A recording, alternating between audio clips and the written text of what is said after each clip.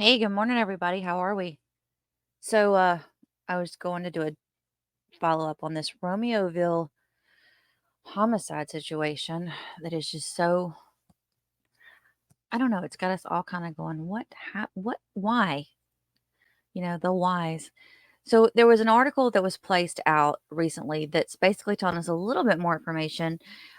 And now I kind of understand why they were withholding information about the other lady that was with the the suspect.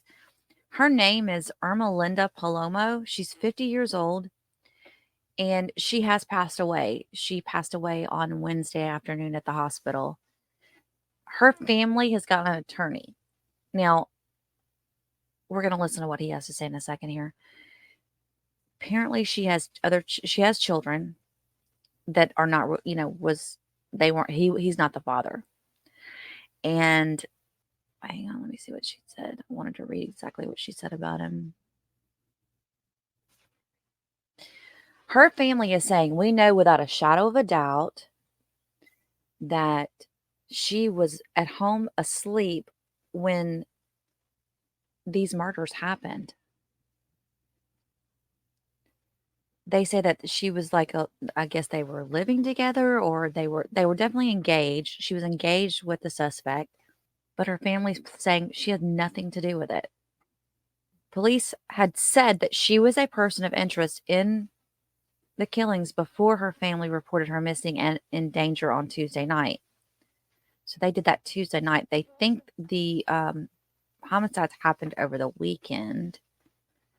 One of her daughters, who did not want to be named, said that Huey. I heard one of the media guys call him Huey. It looks like Huey, so I'm not really sure of how to pronounce it. He was a very angry man. This is coming from her daughter. He was a very angry man, and that her mother was scared of him. They said he is someone she said he was someone I thought I could trust. And the past few months, he distanced himself from us, and it turned out to be that we could not trust him. So some of her, like one of her daughters, is 25 years old. They had been dating for about 8 years, and her 25-year-old daughter said he was very dangerous and a huge manipulator. That ring any bells, guys? Was she in one of those abusive situations? The police still, this was updated on the 21st, 2 days ago, and the police still had not offered a motive yet. Let me see. Let me take you guys over to the screen share real quick. Greenwood home once shared by murder suspect Nathaniel Huey and his fiancée, Irma Lindo Palomo. The couple connected to the quadruple murder of a young family in Romeoville over the weekend. Tonight, we know that Huey owned a security company that was dissolved earlier this month. We also know that Palomo's family believes she, with no criminal history, was also a victim. She communicated with members of her family, telling them such things as, I love you, take care of my grandbabies. In fact, the attorney shed light on a dark series of events that happened after the family of 4 and their 3 dogs were found shot to death in Romeoville on Sunday morning by police on a well-being check. Palomo's phone and Find My Phone app were shut off Tuesday night, and that's when her concerned family reported her in danger and missing. We know without a shadow of a doubt that the murders in Romeoville, Irma Lindo was home sleeping. The family wants to make it clear that Irma Lindo had nothing to do with the murders in Romeoville. Oklahoma police explain both Huey and Palomo were involved in a crash and shooting inside their car in Catoosa, Oklahoma on Wednesday. They were caught thanks to a flock license plate reader at a nearby shopping center.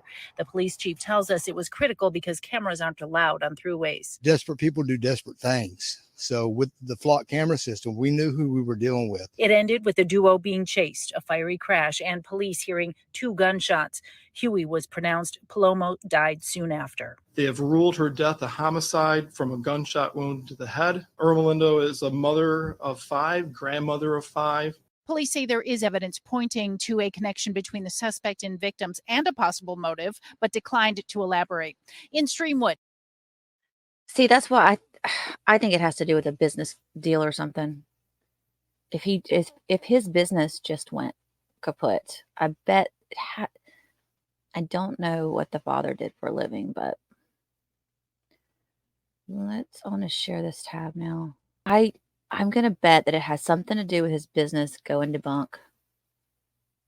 And for all we know, you guys remember not too long ago I did that update on the attorney that got attacked in his own office, and they found him murdered by one of his, well, it wasn't his client. He was actually working for someone that was going after his client. Anyway, it was all over business and losing his business. Okay, let's listen to what this attorney has to say here. Hi, my name is IDEC. I'm an attorney.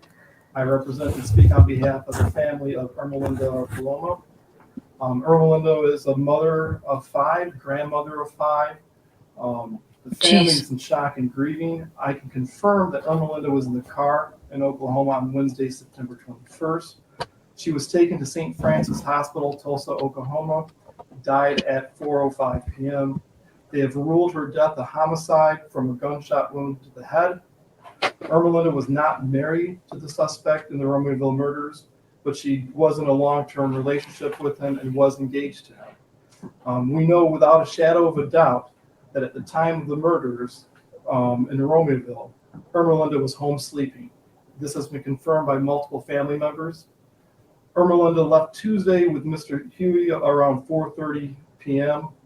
She communicated with members of her family, telling them such things as, "I love you, take care of my grandbabies." She seemed upset. Oh, sad. Her family, they had the Find My Family app on their phones. That got shut off Tuesday night, and her phone was shut off Tuesday night. The family was concerned and reported her as endangered and missing because it was unusual that her phone was off and that the Find My Family was off. The family wants to make it clear that Irma Lindo had nothing to do with the murders in Romeoville. The family has spoken to detectives and answered all their questions to the best of their ability. The family wishes to express their condolences to all who suffered loss, especially the family in Romeoville. They are grieving and in shock, just like Irma Lindo's family is. Finally, the family has asked me to respect their privacy. They will not be making statements and if asked not to be contacted directly. So is it believed that he kidnapped her in this situation and brought her with to Oklahoma?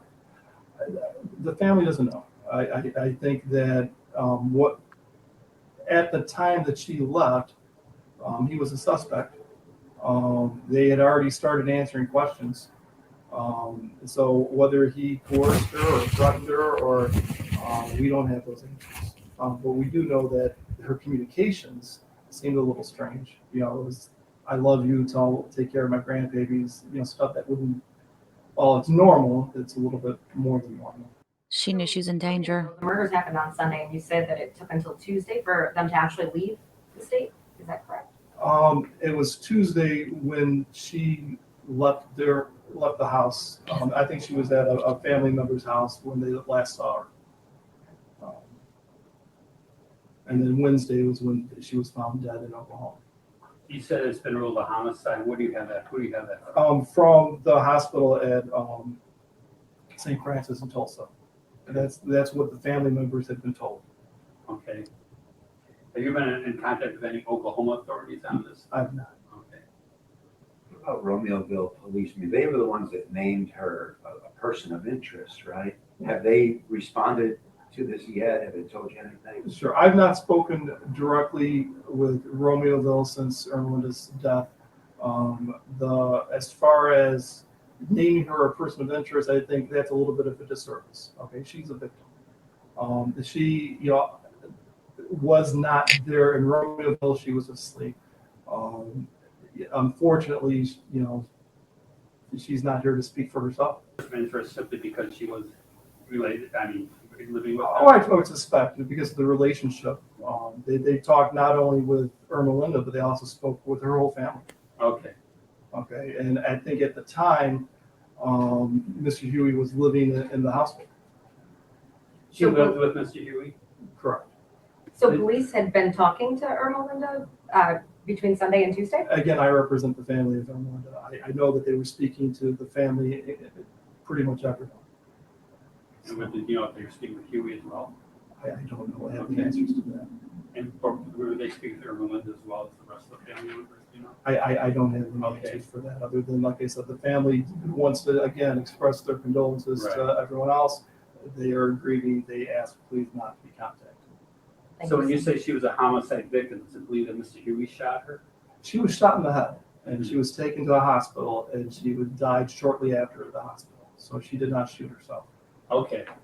Is the family planning to make a complaint, some kind of formal complaint about this? No, the family's grieving. The family's trying to heal. The family is shocked. They've lost a mother, they've lost a grandmother. It was a big family, and now there's a big hole. It's unclear from what the police have said as whether any police fired shots at them. It almost appears that they were not. Did you know? I don't think the police fired any shots. Okay. And again, I don't have that direct information other than I know that my client's family, or my client's mother and grandmother was shot in the head. Well, thank you so much for your Thank you very much. Thank you for talking. Thank you. Okay. So I just wanted to kind of give you guys an update because it sounds like originally when I reported this, they had named her as a suspect as well, but it looks like she was also a victim in this situation. Probably some domestic violence going on here. And I caught, did you guys catch it? They thought maybe that the police had interviewed her since that weekend. I wonder if he just lost it. Based upon what the daughter said, he was growing more and more angry. I bet it was a business dealing with the father. I bet that it has something to do with that. He was growing more and more angry and just went ballistic. That's what it sounds like to me. And all of the people, everybody else involved, other than him, were nothing but victims. The father of the family that was deceased, I could literally like right now go in and start digging, guys, and you guys, we could do a deep dive, but I don't, out of respect for the victims, I don't think that we should do that because of the fact that it's going to come out soon. The police are going to tell us what the link was. And if I sit here and deep dive, it could just really put a lot of misinformation out there, and I don't want to do that. So we'll wait to hear what the police have to say, and I'll come back and we'll have closure on this case, probably in another video later on down the road once they do come out and give us more details. So until then, thank you for being here. You guys have a great weekend. Next week, let's do the suitcase Sarah interrogation. I'd like to sit through that interrogation with you guys if you would like to do so. So until then, be safe, and I will talk to you very soon. Bye, everyone.